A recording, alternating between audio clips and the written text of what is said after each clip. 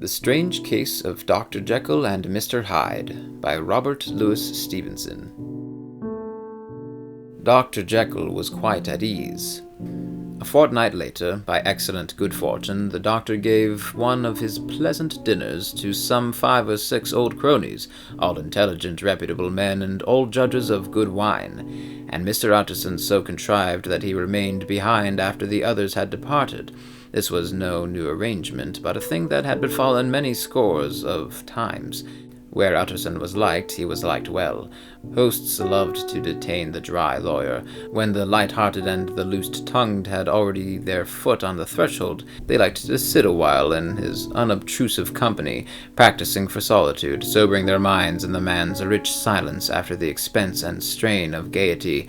To this rule Dr. Jekyll was no exception, and as he now sat on the opposite side of the fire, a large, well-made, smooth-faced man of 50, with something of a slylish cast perhaps, but every mark of capacity and kindness, you could see by his looks that he cherished for Mr. Utterson a sincere and warm affection. "I've been wanting to speak to you, Jekyll," began the latter. "You know that will of yours?"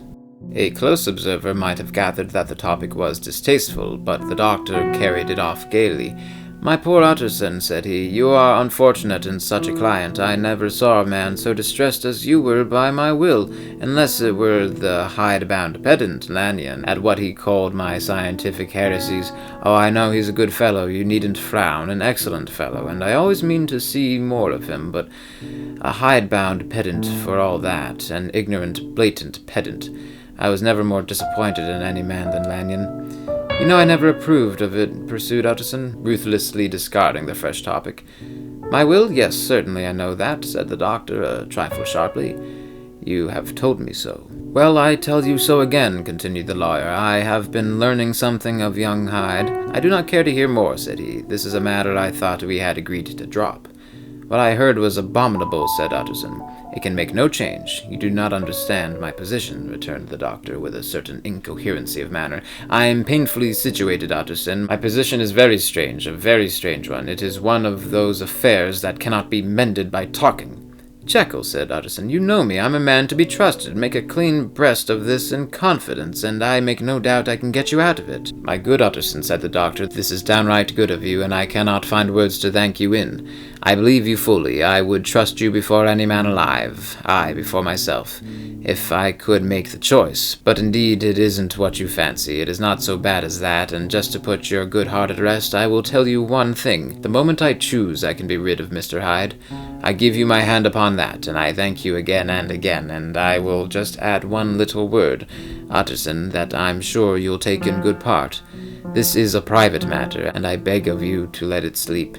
Utterson reflected a little, looking in the fire. "I have no doubt you're perfectly right," he said at last, getting to his feet. "Well, but since we have touched upon this business, and for the last time, I hope," continued the doctor, "there is one point I should like you to understand. I have really a very great interest in poor Hyde. I know you have seen him, he told me so, and I fear he was rude, but I do sincerely take a very great interest in that young man. And if I am taken away, Utterson, I wish you to promise me that you will bear with him and get his rights for him. I think you would if you knew all, and it would be a weight off my mind if you would promise." "I can't pretend that I shall ever like him," said the lawyer. "I don't ask that," pleaded Jekyll, laying his hand upon the other's arm. "I only ask for justice. I only ask you to help him for my sake, when I am no longer here." Utterson heaved an irrepressible sigh. "Well," said he, "I promise." The Carew Murder Case. Nearly a year later, in the month of October, 18, London was startled by a crime of singular ferocity and rendered all the more notable by the high position of the victim. The details were few and startling. A maidservant living alone in a house not far from the river had gone upstairs to bed about 11. Although a fog rolled over the city in the small hours, the early part of the night was cloudless, and the lane which the maid's window overlooked was brilliantly lit by the full moon. It seems she was romantically given, for she sat down upon her box, which stood immediately under the window, and fell into a dream of musing. Never, she used to say, with streaming tears when she narrated that experience, never had she felt more at peace with all men or thought more kindly of the world. And as she so sat, she became aware of an aged and beautiful gentleman with white hair, drawing near along the lane, and advancing to meet him, another and a very small gentleman, to whom at first she paid less attention. When they had come within speech, which was just under the maid's eyes, the older man bowed and accosted the other with a very pretty manner of politeness. It did not seem as if the subject of his address were of great importance. Indeed, from his pointing, it sometimes appeared as if he were only inquiring his way. But the moon shone on his face as he spoke, and the girl was pleased to watch it. It seemed to breathe such an innocent and old-world kindness of disposition, yet with something high, too, as of a well-founded self-content. Presently her eye wandered to the other, and she was surprised to recognize to him a certain Mr. Hyde, who had once visited her master and for whom she had conceived a dislike. He had in his hand a heavy cane with which he was trifling, but he answered never a word and seemed to listen with an ill-contained impatience. And then all of a sudden he broke out in a great flame of anger, stamping with his foot, brandishing the cane, and carrying on as the maid described it, like a madman. The old gentleman took a step back, with the air of one very much surprised and a trifle hurt, and at that Mr. Hyde broke out of all bounds and clubbed him to the earth. And next moment, with ape-like fury, he was trampling his victim underfoot and hailing down a storm of blows, under which the bones were audibly shattered, and the body jumped upon the roadway. At the horror of these sights and sounds, the maid fainted. It was 2 o'clock when she came to herself and called for the police. The murderer was gone long ago, but there lay his victim in the middle of the lane, incredibly mangled. The stick with which the deed had been done, although it was of some rare and very tough and heavy wood, had broken in the middle under the stress of the incessant cruelty, and one splintered half had rolled in the neighboring gutter. The other, without doubt, had been carried away by the murderer. A purse and a gold watch were found upon the victim, but no cards or papers except a sealed and stamped envelope, which had been probably carried to the post, and which bore the name and address of Mr. Utterson. This was brought to the lawyer the next morning, before he was out of bed, and he had no sooner seen it, and had been told the circumstances, that he shot out a solemn lip. "I shall say nothing till I have seen the body," said he. "This may be very serious. Have the kindness to wait while I dress." And with the same grave countenance he hurried through his breakfast and drove to the police station, whither the body had been carried. As soon as he came into the cell, he nodded. "Yes," he said, "I recognize him.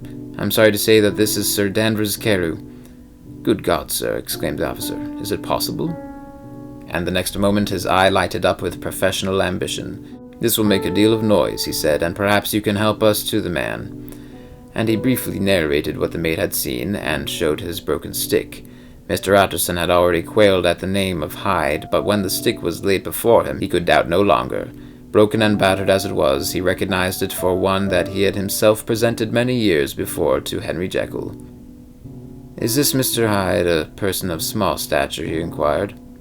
"Particularly small and particularly wicked-looking is what the maid calls him," said the officer.